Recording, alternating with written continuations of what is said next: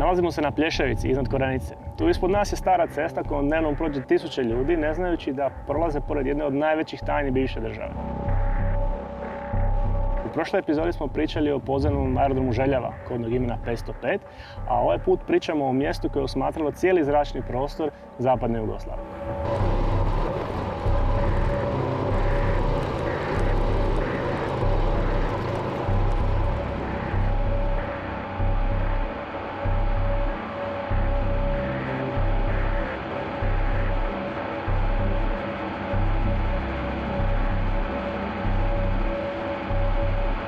Iskoristio bih ovu priliku da se zahvalim svim ljudima koji nas podržavaju putem Patreona. To nam dosta puno znači. Jednako tako i svi vi koji ste lajkali, šerali po YouTube-u. Puno vas je pitalo kad će iduća epizoda. Kasnije, ali evo je.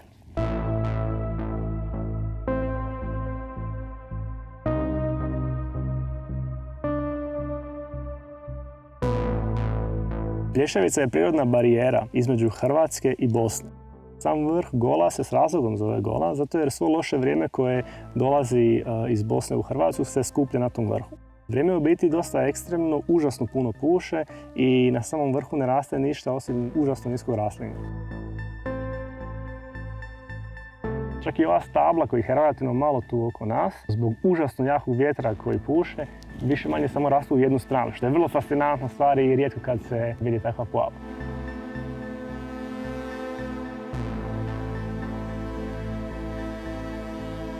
Dok je JNA boravila tu, postoji par nekakvih zanimljivih priča o vojnicima koji su ostali na pola puta, pa su se čak i zaledili jer je bilo toliko hladno, toliko je puhalo i nisu uopće uspjeli doći do podvožja brda ili do samog vrha na čim se nalazi ovaj podzemni objekt.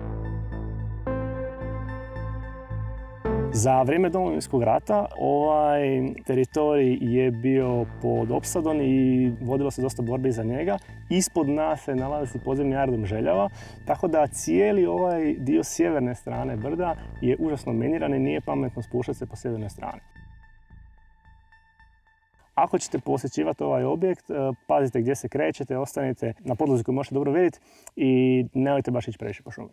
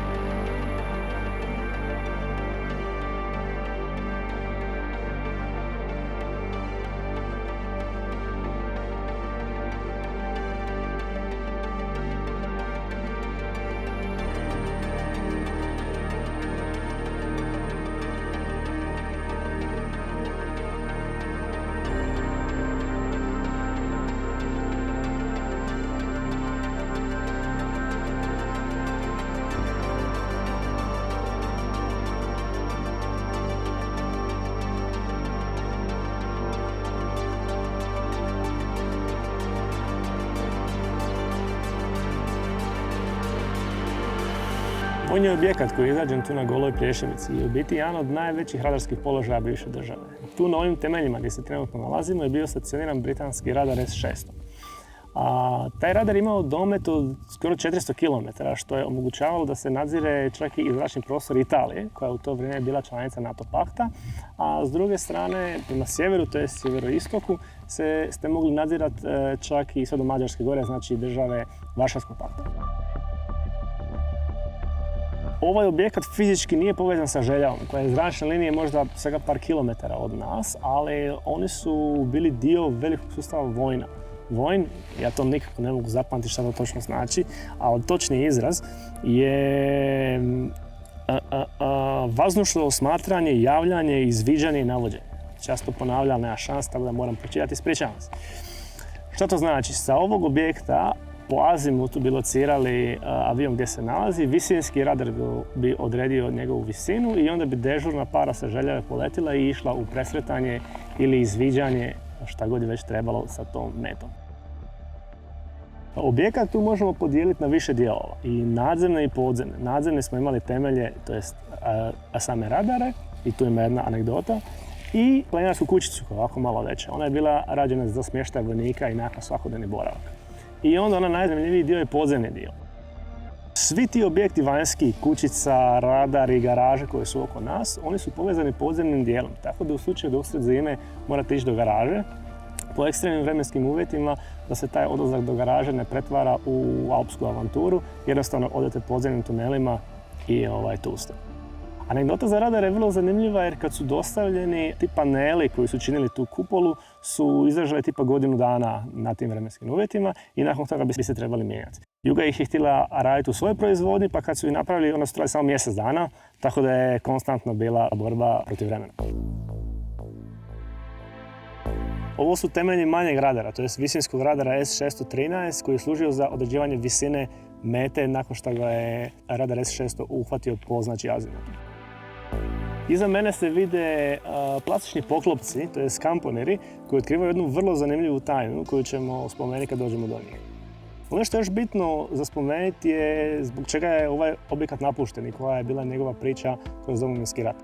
Nakon što se Jugoslavija povukla sa Željave, skužili su da ni ovaj položaj neće moći zadržati i on je prepušten Srpskoj krajini koja je bila na ovim prostorima. Vojnici koji su tu došli iz Krajine su trebali preuzeti ovaj objekt i nastaviti ga koristiti, ali oni u biti nisu bili sposobni upravljati sa toliko kompliciranim sustavima, tako da iako ih je JNA pokušala obučiti, oni su u biti propali u tom pokušaju. Oficiri JNA su nastavili koristiti taj objekat sve do Oluje, kad je on osvojen nazad od strane Hrvatske vojske.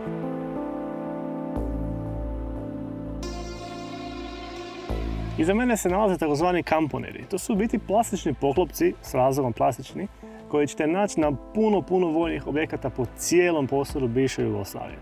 O čemu je riječ? Iza ovih poklopaca su se nalazile vrlo uskopojasne antene, znači to su antene koje su isijavale signal u relativno uskom smjeru i svi objekti, doslovno svi objekti bivše države su bili povezani sa velikom paukovom mrežom. Oni znači iz ovog položaja odaju položaj nekog objekta u onom tamo smjeru. Ovaj, ja bih rekao da je uperen pa praktički prema komandnom objektu na Petrovoj gori. Jer tamo opet imate radiorelevno čvorište koje opet se širi na više strana.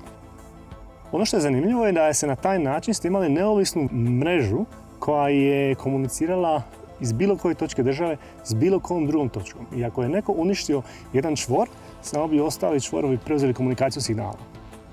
Ima jedna zanimljiva anegdota koja se spominje vezana za mediteranske igre koje su organizirane u Splitu 1900, mislim da je to bila 79.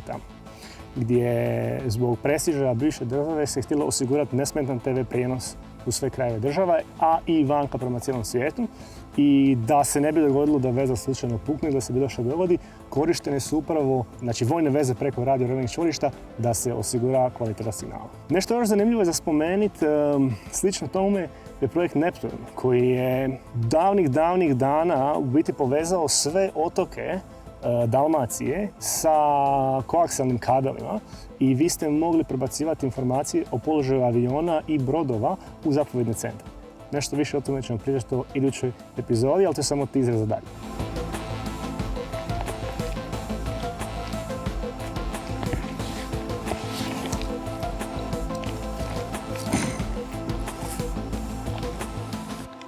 Ova kuća koju vidite iza nas je jedan od maskirnih ulaza za podzemni dio. Znači, kao što smo ranije rekli, imamo temelje za radare, tu kuću, masu naftnih garaža i podzemni objekat koji povezuje sve to skupa zajedno. Ovdje su u biti samo stajali vojnici koji su objekat koristili za vrijeme mira i nakon mogli su obavljati svoje redovne djelatnosti, a u slučaju ozbiljnih problema svi se mogu spustiti jedno 20-30 metara ispod zemlje i onda dole imate praktički istu stvar, kuhinju, prostorije za spavanje, WC, šta god vam pada na pamet. Mislim čak i sobu za dekontaminaciju.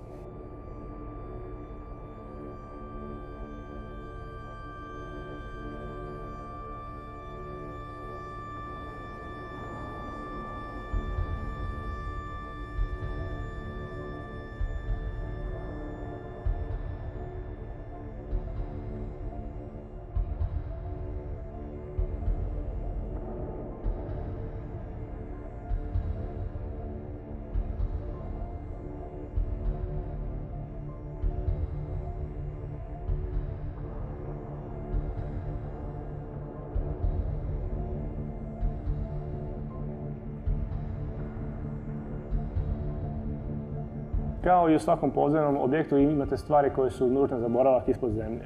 Dizel generatori sa svojim posebnim dovodom i odvodom zraka, kao i filtracijski sistemi, klima komore, sve se nalazi ispod zemlje, sve ima svoje posebne dovode i odvode ispušnih plinova. Pričali smo o tome već u protekloj epizodi Željela.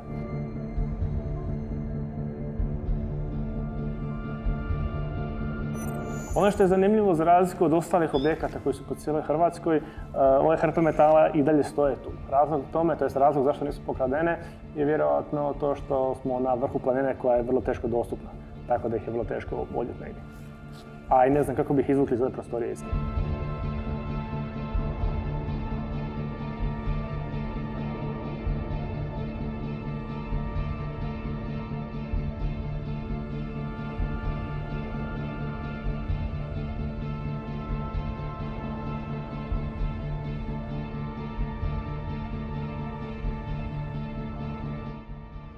Ovo je jedna od spavaonica koja se nalazi u podzemnom dijelu vojnog objekta na Goloj Plješevici. Ovih spavaonica ima više, a služile su u biti za boravak ljudi i ljudstva u ratnim uvjetima. Znači, za vrijeme mira ste u vanjskom objektu, a kad je problematična situacija, onda ste nekih 20-30 metara ispod zemlje zaštićeni od bilo čega što se događa iznad. Kroz povijest ovaj objekt je izgrađen strane JNA za vrijeme Domovinskog rata 1991. i je prebačen u ruke Srpske krajine. Oni nisu uspjeli upravljati svim tim kompliciranim sustavima koji su bili tu smješteni, tako da su oficiri JNA nastavili opsluživati taj objekt sve do Oluje 1995. kad je Hrvatska vojska oslobodila ovaj objekt. A nakon toga su došle mirovne snage, mislim da su bile IFOR-a, i onda su oni u biti tu trajno imali postavljeno 5-6 vojnika koji su ovaj objekt koristili, mislim, kao svoje nekako komunikacijsko središte ili nekako svoje regionalno središte. Ti vojnici su boravili, po svemu sudeći, puno više u ovom podzemnom dijelu jer su ostavili dosta nekakvih osobnih stvari i grafita, čak su se neki od njih i potpisali tu svojim imenima i prezimenima, tako da je bilo vrlo cool ako bi oni vidjeli ovu poruku, to jest ovaj video, i javili se i ispričali kako je to izgledalo u njihovo vrijeme.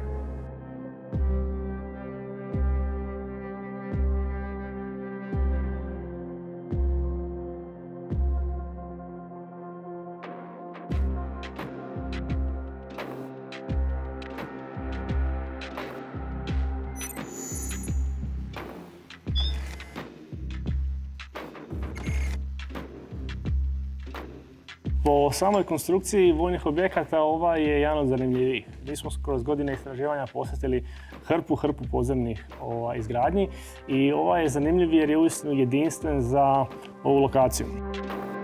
Vrlo je teško prikazati samo kroz video materijal ili kroz fotografije kako ovaj objekt izgleda ispod zemlje, zato su se mi kroz godine potrudili mapirati i izmjeriti u biti te podzemne objekte, tako da sve ove mape koje ste vidjeli kroz ovaj video su u biti sati i sati našeg rada, crtanja, mjerenja itd.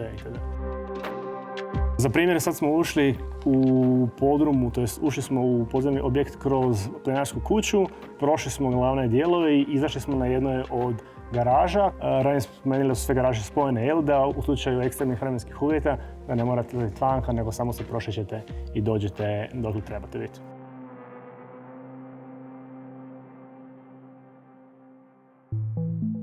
Osim tog ulaza kroz planinarsku kuću i tih garaža postoje i dva zanimljiva ulaza. Jedan je otprilike 200-300 metara zapadno od našeg položaja i on je blizu heliodroma. Vrlo vjerojatno zato da ako god sleti s helikopterom možeš što prije ući u podzemni objekt i onda u nekakvom relativnom komforu doći do planinarske kuće. U ovoj epizodi smo obratili oči bivše vojske JNA, znači sredstvo kojim se osmatra zračni prostor, a ruke, znači sredstvo s kojim se djeluje, je bio vojni aerodrom Željela. U idućoj epizodi ćemo pričati o objektu koji je bio centar komunikacije, u biti zapovjedno mjesto gdje su se priljevale sve informacije koje su se prikupljale na zapadnom dijelu bivše države i donosile odluke o tome tko će djelovati na koji način. Hvala još jednom što ste došli do kraja epizode. Svi vaši šerovi, lajkovi, komentari su vrhunski i dodatno nas motiviraju da budemo bolji, jači, brži. Jednako tako nas motiviraju da iduća epizoda ne izađe za 6 godina, nego nadam se onako za par mjeseci. 6 mjeseci, vidimo se.